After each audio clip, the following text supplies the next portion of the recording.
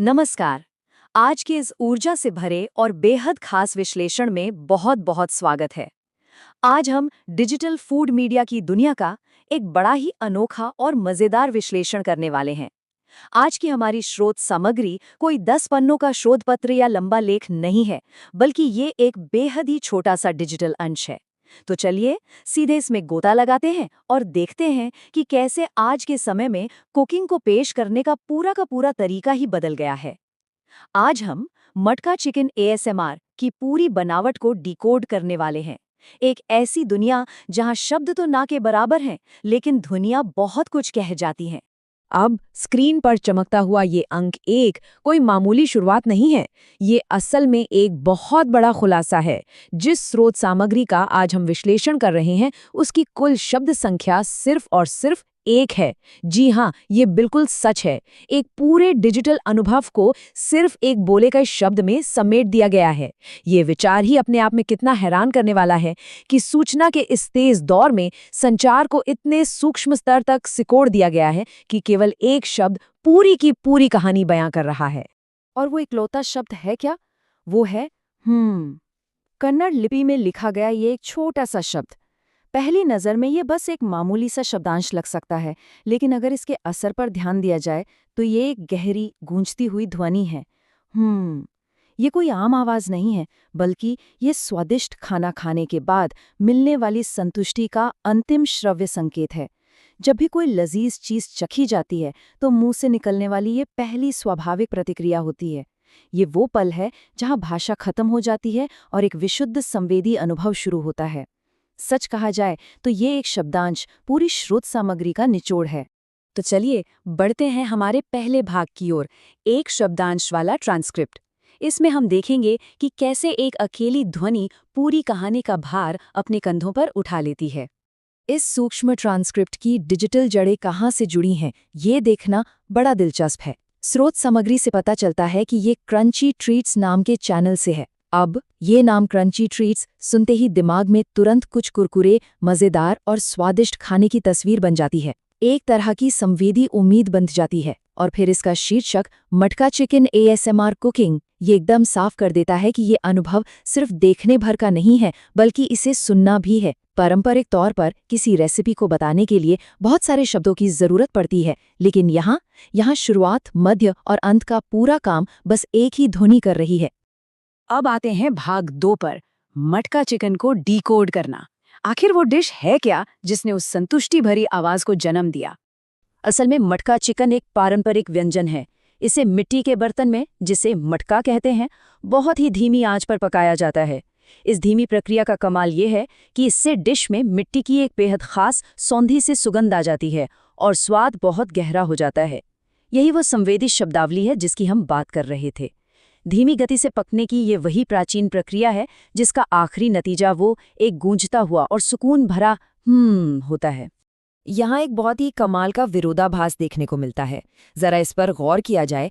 एक तरफ तो हमारा पारंपरिक मटका है जो धीमा है, प्राचीन है और सीधे मिट्टी से जुड़ा है। इसे तैयार होने में घंटों लग जाते हैं। और दूसरी तरफ इसे लोगों तक पहुंचाने का माध्यम है आधुनिक शॉर्ट्स। ये अति तीव्र है, पूरी तरह से डिजिटल है और बस तुरंत उपभोग के लिए बनाया गया है।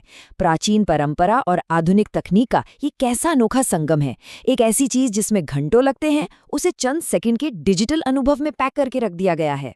इसी विरोधाभास के साथ आइए बढ़ते हैं भाग 3 की ओर, एएसएमआर कुकिंग की घटना। ये वो माध्यम है जो पुरानी रेसिपी और आज के मॉडर्न दर्शक के बीच एक पुल का काम करता है। ये एएसएमआर अनुभव मुख्य रूप से 3 चरणों में काम करता है। पहला चरण है दृश्य की सिजिल, यानी आंखों को लुभाने वाले दृश्य जैसे तेल का चटकना या मसालों का भुनना। दूसरा चरण है एएसएमआर कुकिंग की परिवेशीय ध्वनियाँ, बर्तनों की खनक, छौंक की आवाज़ या ग्रेवी के उबलने की वो सुकून देने वाली ध्वनि।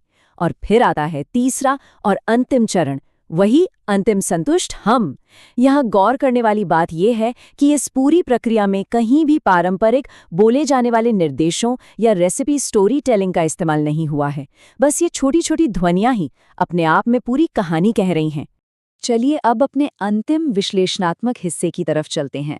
भाग 4, पाककला संबंधी हैशटैग की संरचना। देखते हैं कि कैसे इंटरनेट का डेटा विज्ञान इस संवेदी अनुभव को लाखों लोगों तक पहुंचाने का काम करता है।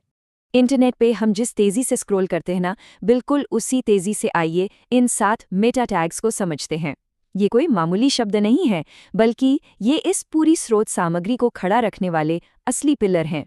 Shorts, crunchy treats, cooking, ASMR cooking, food, recipes और नॉन वेज।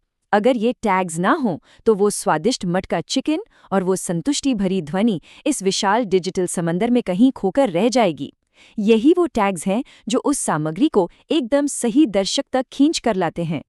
ये टैग्स काम कैसे करते हैं ये समझना और भी ज़रूरी है।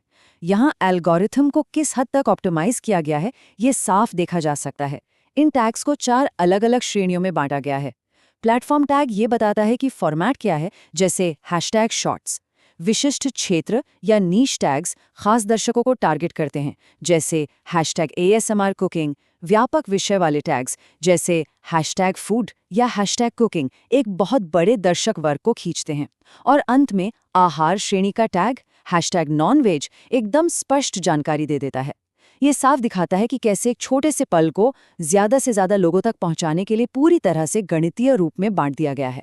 लेकिन यहाँ सबसे मजेदार बात क्या है, इन टैग्स में एक रेसिपी हैशटैग रेसिपी टैग भी शामिल है। और यहीं पर एक बहुत ही दिलचस्प और प्यारा सा विरोधाभास छिपा हुआ है। पारंपरिक तौर पर देखें तो रेसिपी का मतलब होता है एक पूरी लिस्ट, सामग्री क्या है, पकाने का समय कितना है और स्टेप बाय स्टेप तरीका क्या है। लेकिन इस स्रोत सामग्री में निर्देश या कहानी सुनाने के नाम पर जो एकमात्र शब्द बोला गया है वो बस एक संतुष्ट हम है। कोई सामग्री नहीं, कोई तरीका नहीं, फिर भी इसे एक रेसिपी का टैग दिया गया है। आधुनिक डिजिटल संस्कृति का ये सच में एक बेहद ही अनोखा पहलू है। और इस तरह आज के इस विश्लेषण के अंत में एक बहुत ही गहरा सवाल सामने आता है।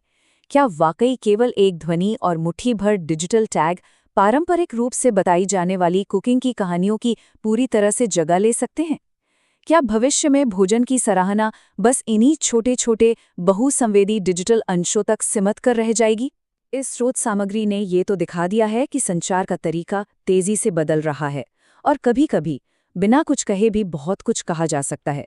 इस बात पर विचार जरूर किया जाना चाहिए। आज के इस विस्तृत विश्लेषण का हिस्सा बनने के लिए बहुत बहुत धन्यवाद।